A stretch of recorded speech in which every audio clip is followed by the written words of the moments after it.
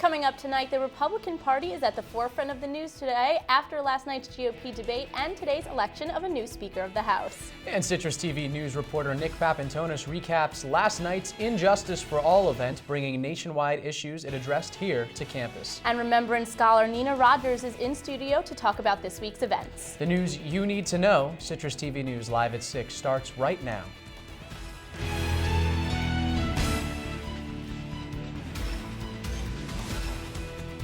From the CitrusTV studios, this is CitrusTV News live at 6, your campus news leader.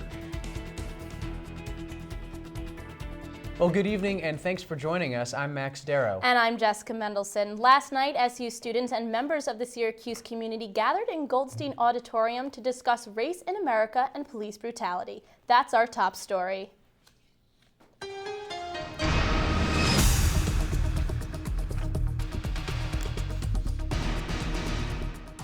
Goldstein Auditorium was packed last night for the Injustice for All panel. The National Panhellenic Council brought the panel, SU, which included the mothers of Trayvon Martin and Michael Brown. Recording equipment was not allowed inside the auditorium, but Citrus TV's Nick Papantonis attended this event to tell us about what the panel discussed. Goldstein Auditorium's capacity is 1,500 people, and that's the amount that came to see Injustice for All, a panel discussion surrounding injustice and racial tensions that was held by the National Panhellenic Council Wednesday evening.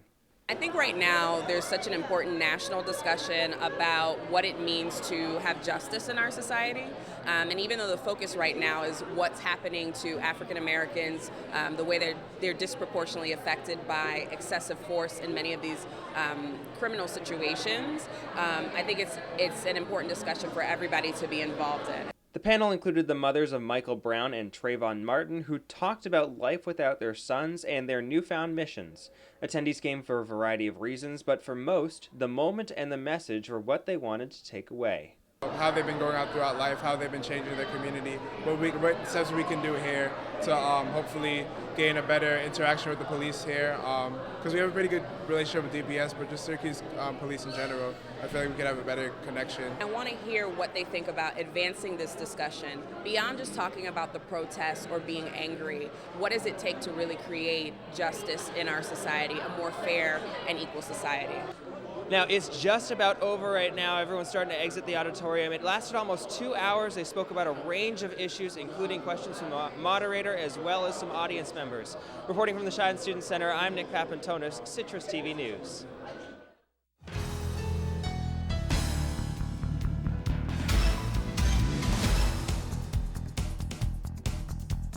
Presidential candidate Bernie Sanders spoke with college students at George Mason University last night. About 70 SU students tuned in to the speech, along with around 300 other colleges. Sanders spoke for an hour and a half, about issues of mass incarceration, income inequality, and pay equality for men and women. Sanders then took questions from the audience in the building and those asking on Twitter.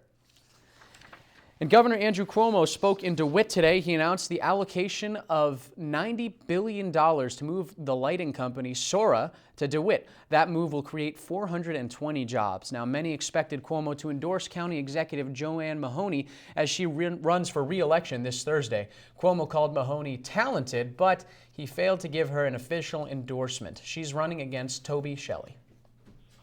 For the second year in a row, the Syracuse University Law School has outperformed the state bar exam average. 83% of SU law students pass the bar, while statewide 79% pass. Intern Dean of the law school says, quote, "This is a reflection of the hard work and dedication of our students," end quote. And Halloween is this season, and that means people have been looking for pumpkins to carve. Citrus TV reporter Monica Hammer tells us the outcomes of this pumpkin season. As October comes to a close, so does pumpkin picking season. To Halloween, we'll still sell quite a few, but it's a pretty sharp drop-off on pumpkins right after Halloween. This year, the pumpkins at Abbott Farms were not quite as good as in years past. Pumpkins this year have been okay. We have plenty of fruit out there in the field. The issue is that it's a little small this year. Pumpkin patches, however, are not the only places to find pumpkin products. We carry a lot of carving pumpkins. A lot of people love to buy and carve. We have a lot of pumpkin cookies, muffins, you can see, even cakes, of course pumpkins that we have in can that people can make pumpkin pies with. While reports have indicated a pumpkin shortage, not all grocery stores find that true. No, I haven't seen or heard of any pumpkin shortage, and we seem to be getting them consistently in and in a good size as well. So.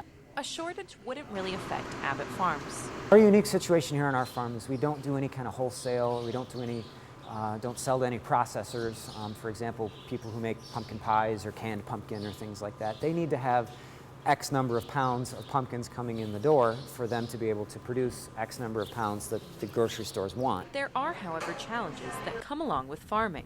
Strawberry season really took a hit, and some of our other seasons did as well. Fortunately, it was a massive apple crop this year, so we've been kind of catch up, and we're actually a little back ahead.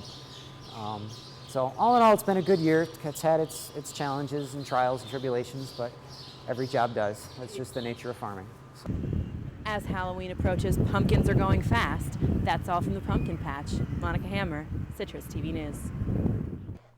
And coming up, the details on what happened last night between GOP presidential candidates. A decades-long policy in China has officially been overturned. And a Syracuse University Remembrance Scholar joins us in studio to talk about Remembrance Week. We'll be right back. Well, we've experienced wet weather over the past few days, but we got to see some sunshine earlier today, a lot of cloud in the afternoons. Find out your Halloween forecast coming up. And Tommy can't dance, so we're gonna put some ants in their pants. Aww. Kids will spend 22 minutes watching us, the super duper party troopers, sing about ants in their pants. Isn't that funny? Ants in their pants, they got ants in their pants, they've got ants in their pants. Brushing for 2 minutes now can save your child from severe tooth pain later. 2 minutes, twice a day. They have the time.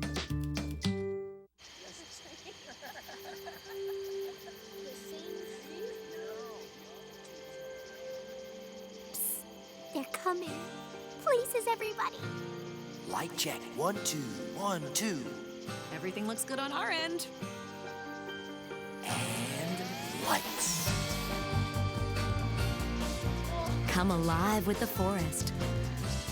Visit discovertheforest.org to find a forest near you.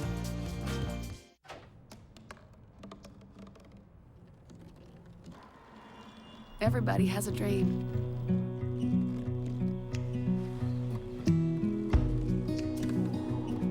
Mine was to see the ocean. And with a little help, I made it.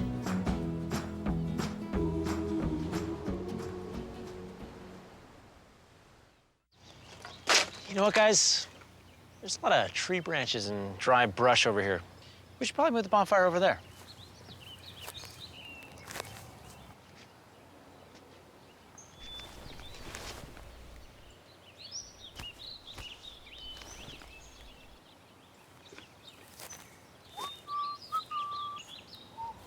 I'm guessing Smokey liked that idea.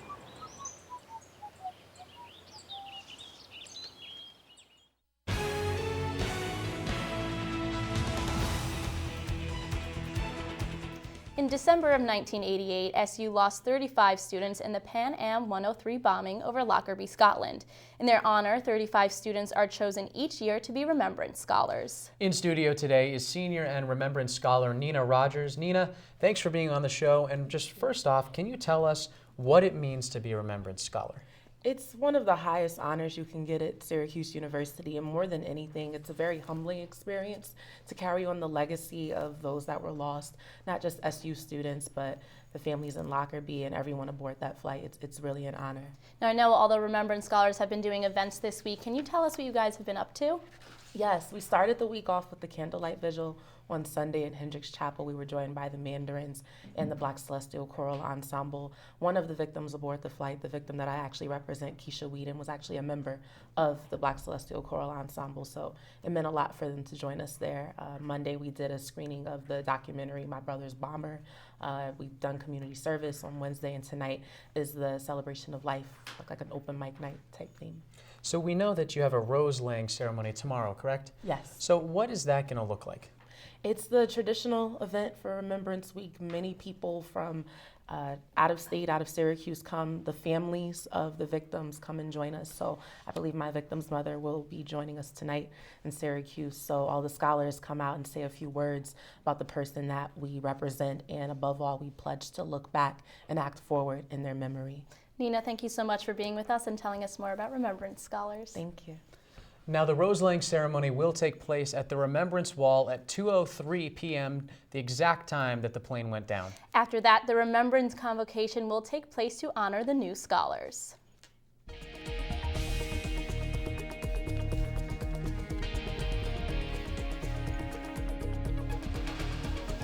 And the third debate for the Republican presidential candidates was last night on CNBC. Here tonight is Talking Points correspondent Topher Lane to give us a quick recap. Thanks, Max. There was a lot of memorable moments at last night's Republican debate in Boulder, Colorado. Many candidates needed a big night to surge in the polls, and for some, they came out pleased. One of those candidates was Senator Marco Rubio, who had just been called to resign by a newspaper in his home state. Rubio came out swinging, though, and had some excellent moments that definitely garnered attention from voters. Another who did well was Governor John Kasich, who went on the offensive with his tax plan and his success with budgeting in the past.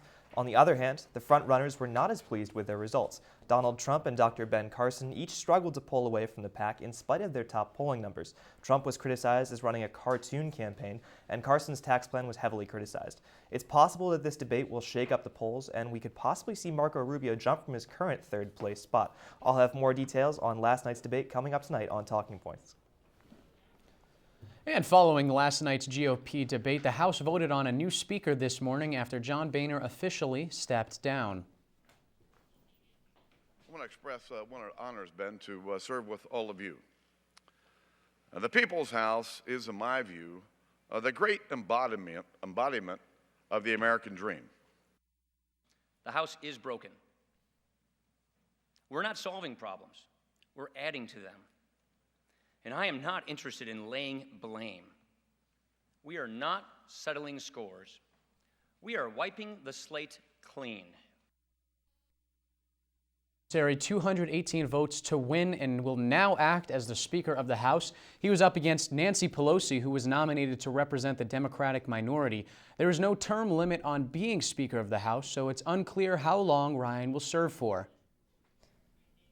Now to a developing story. At least 15 people are injured after a commercial airplane caught fire earlier today. You could see crews putting the flames out as the Dynamic Airways Boeing 767 remained grounded on the tarmac at Fort Lauderdale Hollywood International Airport. Officials say a fire sparked in the left engine of the aircraft as the plane was preparing for takeoff. Passengers were trying to get to Venezuela. No word on the extent of their injuries. A new development in the investigation of a video that's gone viral this week. That video showed a school officer in South Carolina slamming a young girl to the ground for not getting off her cell phone. Yesterday, we reported that Officer Ben Fields had been fired. Now the FBI is looking into whether he committed an actual crime. They, alongside the U.S. Attorney's Office, are also investigating whether the girl's civil rights were violated.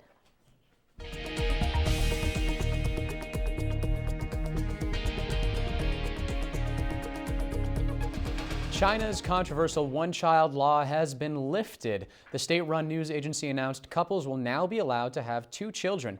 Policymakers hope the move will help the Chinese economy, which has stumbled under the pressure of rising healthcare costs for an aging labor force. This year, China has experienced its slowest economic growth since 2009. Now, China will also provide Nepal with gasoline, diesel, and cooking gas. This comes after India restricted its supplies due to protests. This is the first time Nepal is getting fuel from China, ending India's monopoly on the fuel supply. India has restricted fuel supplies since groups began protesting Nepal's new constitution. Officials say details still need to be worked out.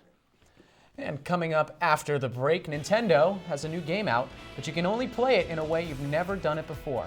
The World Health Organization released numbers on how many people have a particularly sexually transmitted disease. And Jamie Weiss is in studio to tell us what weather we can expect for this Halloween weekend, coming up next.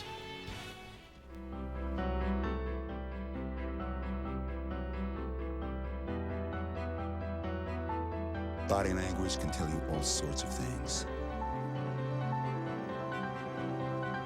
Like like someone is having a stroke. Know the sudden signs. Learn fast. Face drooping, arm weakness, speech difficulty. Time to call 911 and get them to a hospital immediately. Learn the body language and spot a stroke fast. So, I just moved in with his family, and it's embarrassing. The little one, he likes to go outside and crawl around in the giant litter box. I don't know what he's doing. I mean, I was born and I knew how to use the litter box. Look at that. That's disgusting. Oh, poop already. You're making me nervous. Oh, okay, I can't look at this anymore. I really hope he grows out of this, for his sake. I've got a job to do today. I've got a job to do today.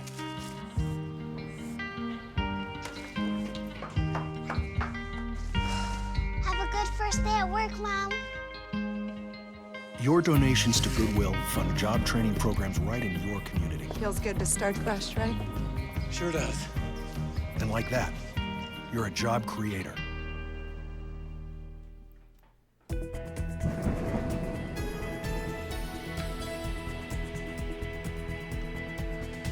Well, Jess, sunny skies greeted most of the Syracuse students on their walk to campus this morning. But will this weather stick around for Halloween? Well, Citrus TV News weather anchor Jamie Weiss will tell us more. Well, Max, unfortunately, we're going to be looking at more precipitation during the weekend, but for right now, I know I'm enjoying the mild temperatures. It's currently 54 degrees outside under partly cloudy skies, but a lot of wind is causing the air to feel more like 50 degrees. Across the country, similar temperatures, and we're seeing wind gusts in the Chicago and Boston areas. Now, where is all of that wind coming from? Let's take a look at this map. As we can see, there's a low pressure system coming up from the east coast, and you can see a high pressure system more on the water. Now, where these two systems are combining, that's where we're seeing a lot of wind. And we also see some green where there's rain. Let's zoom in and look at that. So after watching this little video, you can see for the next 24 hours, no precipitation in our area. We're lucky, we're just missing it. So tonight it's going to be cloudy and breezy, 42 degrees, and cities in the rest of the country are looking at pretty similar temperatures, hovering between the 30 and 50 degree range. When we wake up tomorrow morning, don't forget a light sweater because it's going to be cloudy and 47 degrees. The day will get a little bit warmer as we go into the afternoon.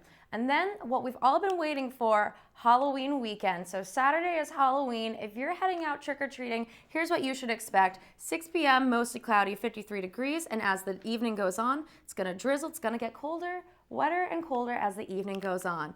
For the rest of the weekend, 40s and 50 degree temperatures. I know I'm really looking forward to Monday when it's 61 degrees and sunny. That's it for my weather update. Thank you guys for tuning in. Max and Jess, back to you.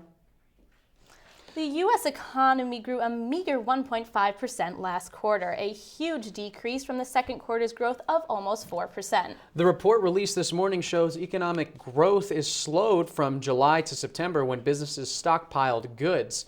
Despite the disappointing number, experts say growth is expected to be much greater from now until the end of the year.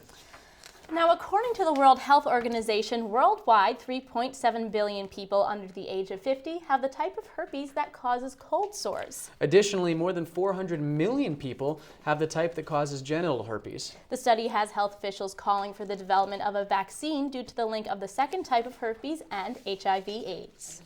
A new GLAAD report shows minority groups continue to be underrepresented on broadcast TV.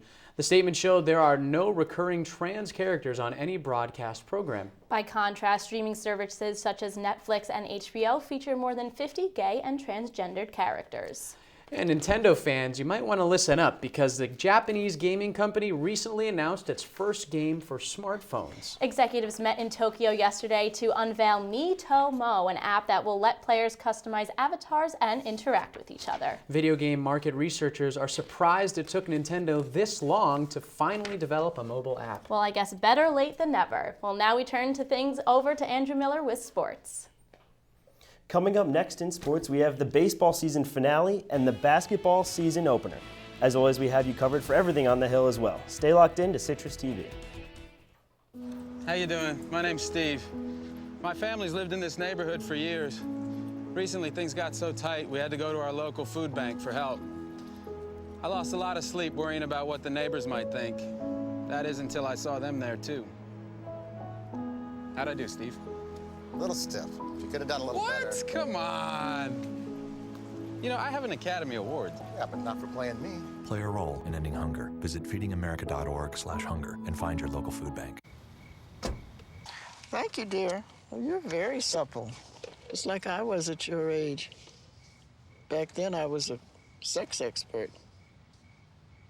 Used to call me the buttered biscuit. I know about birth control, too. So you can ask me anything, baby. Bedsider.org has birth control information and a lot more. And it's... Have you had sex in this car yet?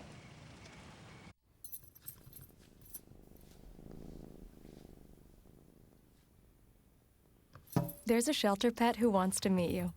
Meet one today. Visit theshelterpetproject.org. Adopt. If you want to be a parent, it doesn't matter how you play or even what you wear. You just need to be there. Thousands of teens in foster care don't need perfection. They just need you.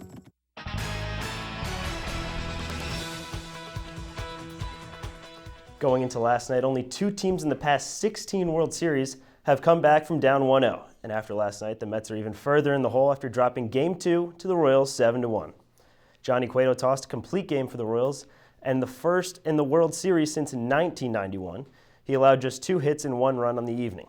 Jacob deGrom only lasted 5 innings, got shelled for 6 hits and 4 runs. Just 2 Ks for him, a strikeout pitcher, on the night. Alcides Escobar provided most of the damage with a run and 2 RBIs for the Royals. Teams that have gone down 2-0 in the Fall Classic have only came back to win 20% of the time. Noah Syndergaard takes the mound at Citi Field Friday for the Mets, and the Royals will counter with Yordano Ventura. To a little hockey, let's hit the ice.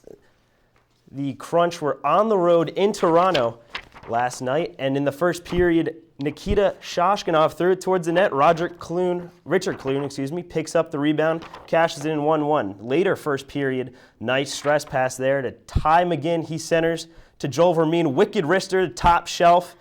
Game tied at 1-1. Crunch in the second period. Anthony D'Angelo rings one off the post, and it bounces off the back of the goalie. 2-1 now, and late in the third period, the Crunch closed the door. Matt Tiamina with the slap shot. Screen in front of the net. The Crunch would go on to win 3-1, and they are now 3-1 on the season. With hockey underway, basketball is never too far behind. Last night marked the season opener for both the Nets and the Knicks. The Knicks throttled the Bucks on the road, blowing Milwaukee out 122-97. Even though Carmelo Anthony only netted 11 points for New York, Derek Williams came off the bench for 24. First-round draft pick Kristaps Porzingis tacked on 16 along with 6 boards. The Knicks open up at home against the Atlanta Hawks tonight at 7. Crosstown rivals the Brooklyn Nets hosted the Chicago Bulls in their first game of the season. They fell 115-100. Jimmy Butler paced Chicago with 24 points, although Brook Lopez was the highest scorer of the evening with 26. Joe Johnson threw in a double-double for the Nets as well with 10 points and 10 rebounds. Syracuse football travels south to Sunshine and Tallahassee this week with Florida State on the schedule. Andrew Morris takes a deeper look inside the matchup between the Cuse and the one-loss Seminoles. After losing to Pitt in heartbreaking fashion last week, Syracuse now must turn around and prepare for the Florida State Seminoles, who lost their first regular season game in 2 years last week. The Orange hope that their bright spots, led by quarterback Eric Dungy, will continue to make athletic plays. He's been all around, and he's a dual threat quarterback, which I feel like allows us to run around and get open faster. So the chemistry between me and him is really building, and I feel like it's gonna continue increasing from here. However, it's Florida State's second-ranked defense that is the biggest worry for the SU coaches. So it's good for them to understand that it will depend on the defense. Will dictate where we're going with the ball. Orange and Seminoles on Saturday. Andrew Morris, Citrus TV. It's officially championship season. Cross country, both men's and women's, will compete tomorrow for the ACC title. The men's team come in ranked number 2 in the country and looking for back-to-back-to-back conference championships. The women's team earns a 16th ranking coming into the race, searching for the first championship of any female sport in Syracuse athletic history. The latest kickoff tomorrow with their race at 9 a.m. So Andrew, World Series predictions. Do you think the Mets have what it takes to come back even though 20% only do it? Well, I think what helps is that their pitching staff really is dominant. Even though last night DeGrom didn't look great, they have a couple of arms in Harvey, Syndergaard, DeGrom, and Matz is their fourth best player. He's probably in a top 3 position on most teams in the MLB. I think if they can find some way to score some runs and their pitchers get hot, they absolutely can come back. I mean, they do have to win 4 to the next 5, obviously, but keep in mind, 3 out of those 5 are at home. Yeah, I saw the Mets play this year. They looked really good. Thanks, Andrew. Well, coming up after the break, we're throwing it back to some childhood memories. Citrus TV News will be right back.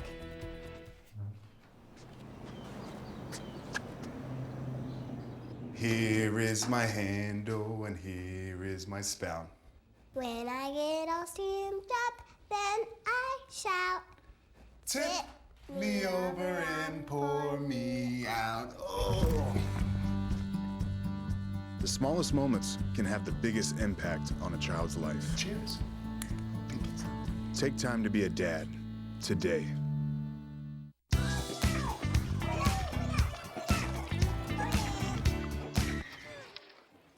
Looks like it's done.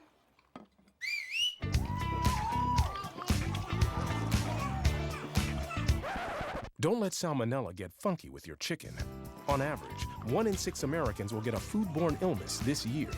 You can't see these microbes, but they might be there. So learn the right temperature to cook each type of meat. Keep your family safe at foodsafety.gov. If you see news happening on campus in Syracuse or across the nation, call the Citrus TV Newsroom 315-443-1177 or tweet at Citrus TV News, your campus news leader. If you want more of Citrus TV, make sure to stay tuned on OTN after news at 6. Up next, catch all the highlights of every SU sport with On the Bench. And after that, get your entertainment news fix with Orange Zest. And don't forget our political talk show, Talking Points, is live at 7:30. Citrus TV is always on OTN following news through 8 p.m.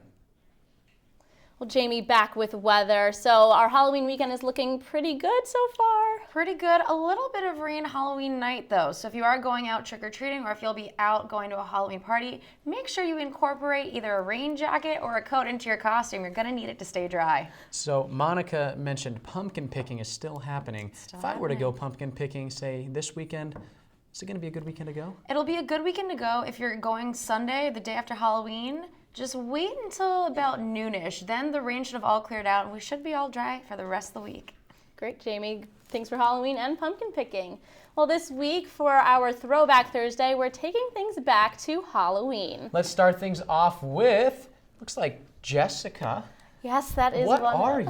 I'm a Raggedy Ann doll, actually. I actually had an ear infection that Halloween, and I couldn't go out, but the outfit was too cute to pass up. You know, you could pass for the Wendy's gal at the same point. Yeah, that's just gonna throw that out there. That's true. I like that one. I like that. That's All right, so moving cute. on. Who is our next Throwback Thursday? Oh, my goodness. What kind of a throwback is this one? So I couldn't get access to any of those older pictures, so I was Dwight Schrute last year. All right, great. That's a good You one. pull it off. Real Who's lenses there? Not real lenses. Who's coming up next? Jamie Weiss. A cat? I was Josie and the Pussycats. Okay. It was all the craze back when we were about 10 or 11, so. All right, let's move on. Oh, our producers is Carling. That is Carling. Always a Snow White fan. Snow White. So cute. Well, that is all the time we have tonight. Make sure to check us out on social media, Twitter, Facebook, Instagram. I'm Jessica Mendelson. And I'm Max Darrow. Good night.